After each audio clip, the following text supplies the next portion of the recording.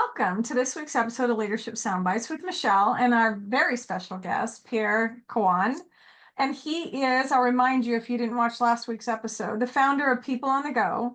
He's got a strong focus, and it's in every cell of his body, on leadership, creativity, innovation, and mindfulness. So this is part 2 in our mindfulness series.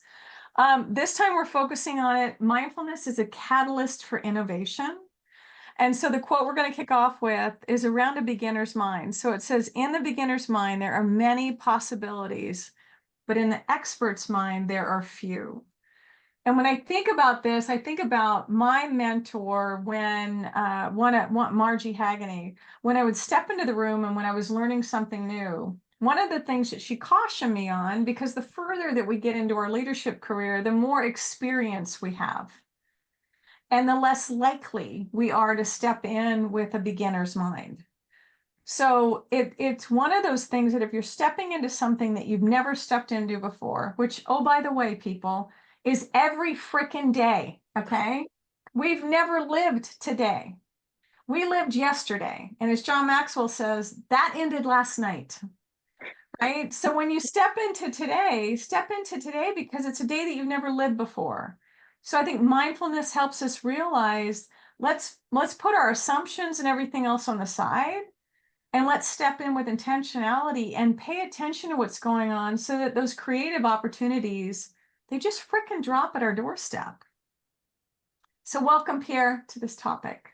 Thank you, Michelle, for having me again, and so looking forward to continue our conversation. And today the focus is innovation and how can mindfulness be like the core of innovation. So yeah, the beginner's mind and experience. I think exactly as you mentioned, experience can be a great asset, but it can also act against us.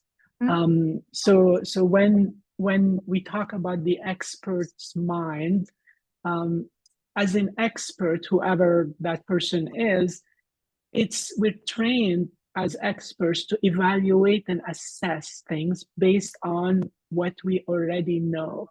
And there is a lot of expectations, self-expectations, like I'm supposed to know, and then expectations from other people that I'm supposed to know.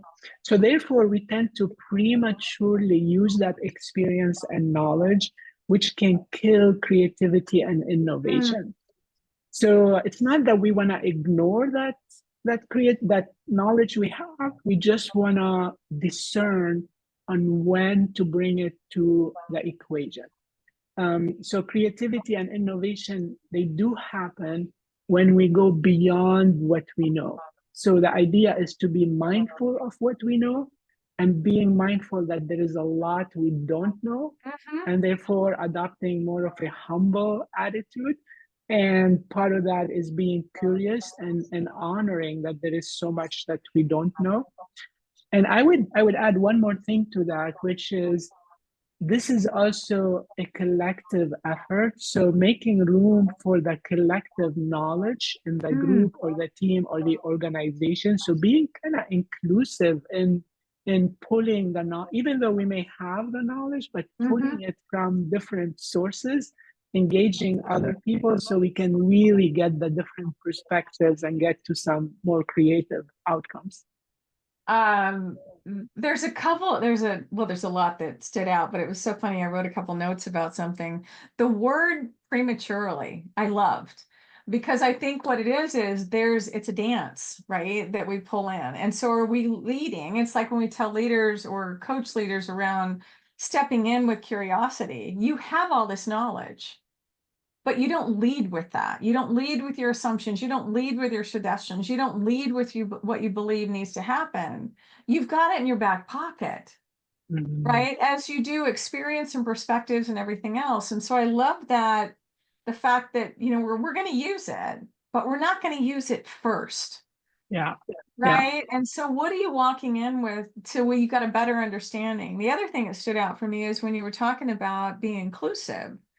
And from a leader perspective, it's like, how do you get the other voices checked in, right? And if you were the most senior leader, one of the senior leaders in the room, your voice needs to be last, because you're going to unduly influence, okay? You could have the best intentions, unduly influence the perspectives of everyone else in the room. One of the favorite things that I remember, and I've done it with a couple people recently, is when you did the point, everybody point up to the ceiling, right? And circle your finger in a clockwise motion, and now lower your hand, keep your eyes on it, now look, right? Well, now all of a sudden I'm looking at this finger that's going counterclockwise. And Yeah. nothing changed except my perspective. And so for me, we can be so self-assured and assured that this, in fact, is the truth. And what I'll say to people, is it? How do you know? How do you know what else? Because literally the truth was I was going clockwise until I wasn't going clockwise.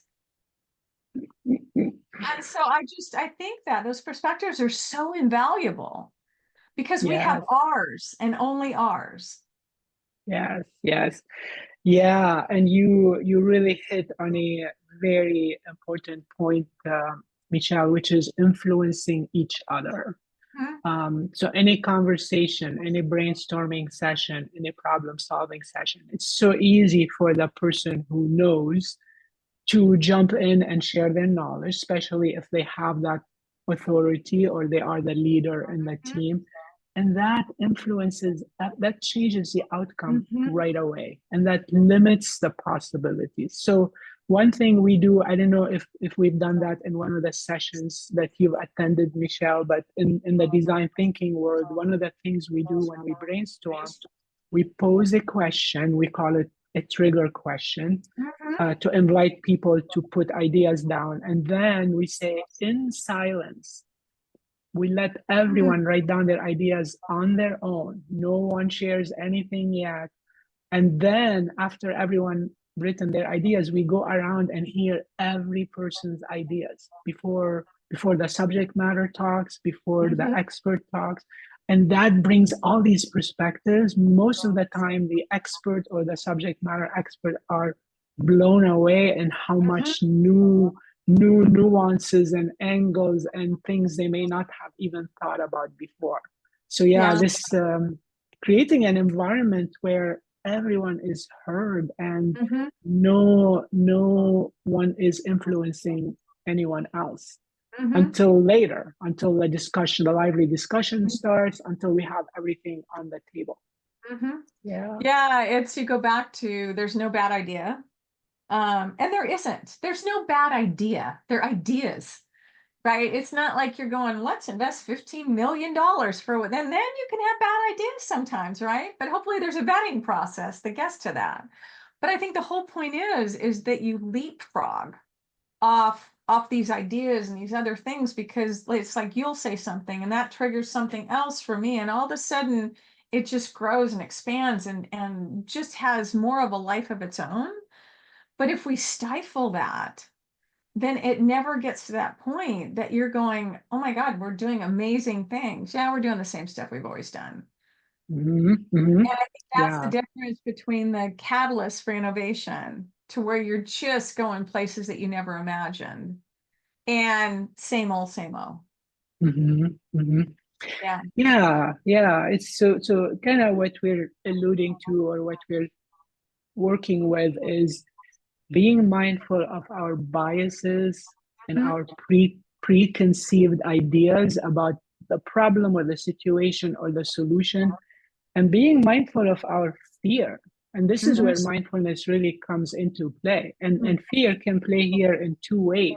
I can be fearful that this innovation might bring something that's huge and scary, and I may not be able to deal with it, or I can be fearful that this innovation effort may not lead anywhere, and then I'm going to be disappointed and I'm going to mhm, feel like a failure. So it's mhm, kind of fear of success and fear of failure, both mhm. in that there. So if we're mindful of all of this, we can put it on the side and we can make some room for it. So this Yeah. is another big concept in mindfulness. We don't, whatever comes up, we don't go, oh no. We just say, oh yeah, this is what's happening right now, and we just are aware of it.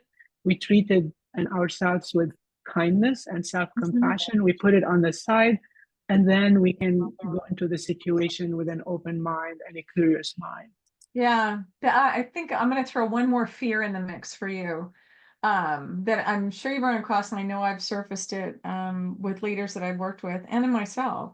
Fear that if we hand over to the collective, right, and we have others come in and chime in, that I might not be viewed as the leader, right? Mm-hmm. Because Mm-hmm. there's this underlying preconceived notion that as the leader, I have to have all the expertise and the answers and everything else. And I think that's the other part that I think can be a struggle for people. It's like, Yeah. realize that and I let leaders know too, when you shine the light on your team and you let your team just run, right? You declare the what, they figure out the how.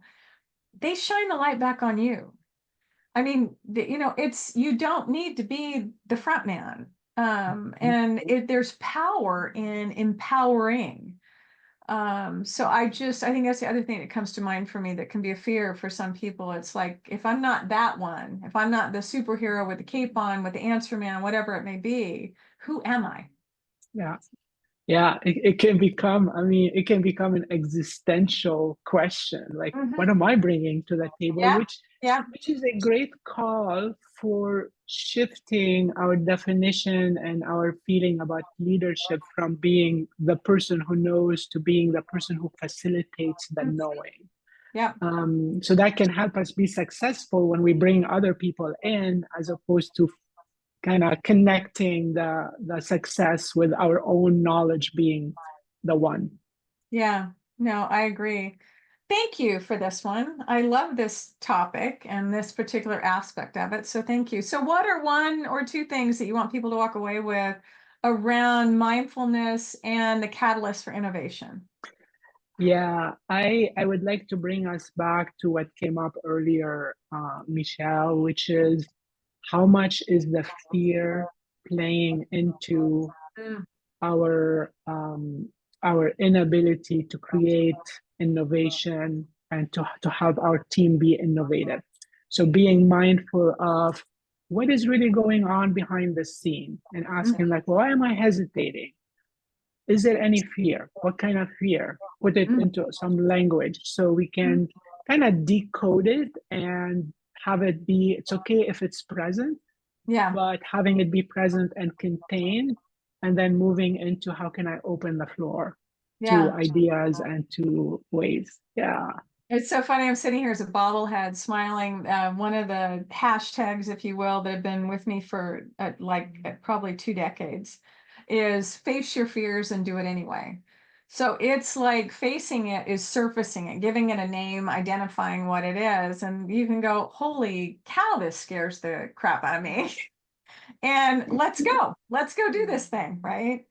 So I appreciate that. I wrote down because I found this interesting because it's this shift that you said from the person who knows to facilitating the knowing. And it requires leaders, for the most part, to have and develop different skills. Mhm. And I think that's one of the things too. So if you don't know, because I think that's the key to stuff. If you don't know what that looks like, seek out someone who can help you develop that, because I think that's one of the secrets in this whole thing is the intentionality around that shift, and then figuring out, and then once you develop the knowing, just step back. I mean, they're Mhm. just off and running. I've seen it happen so many times. So thank you, sir, greatly appreciated. This has been Thank Leadership you, Michelle. Simplified. Yes, and with Michelle and Pierre. And I encourage you to tune in next week for our last episode around this 3-part series of mindfulness. So until next time, please like, share, subscribe. Thank you.